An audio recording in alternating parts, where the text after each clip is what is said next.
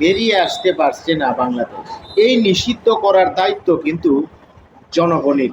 রাজনৈতিক ক্ষমতাকে, রাষ্ট্রীয় ক্ষমতাকে ব্যবহার করে কোনো একটি রাজনৈতিক দলকে আপনি নিষিদ্ধ করে দিলেই নিষিদ্ধ হয়ে যায় না। তার উদাহরণ হিসেবে আমি বলতে পারি, বাংলাদেশ জামাতি ইসলামীকে বেশ কয়েকবার নিষিদ্ধ করেছে রাষ্ট্রীয় ক্ষমতার বলে সরকার।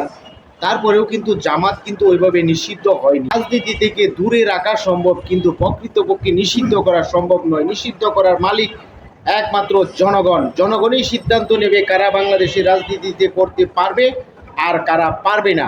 দেখুন, জাতীয় পার্টির সাথে গণ অধিকার পরিষদের সংঘর্ষের পর জাতীয় পার্টিকে নিষিদ্ধ, আওয়ামী লীগের দূষরায়িত করে যে জোরালো একটি দাবি উঠেছে, সেটাকে সমর্থন জানিয়েছে আপনার জামাত ইসলামী। বর্তমানে জামাত ইসলামী শক্তিশালী অবস্থানে আছে এবং এনসিপিও যে বৈষম্য বিরোধী ছাত্র আন্দোলনের নেতৃত্বে নতুন ছাত্র সংগঠন, চার রাজনৈতিক দল, তারাও কিন্তু সমর্থন দিচ্ছে।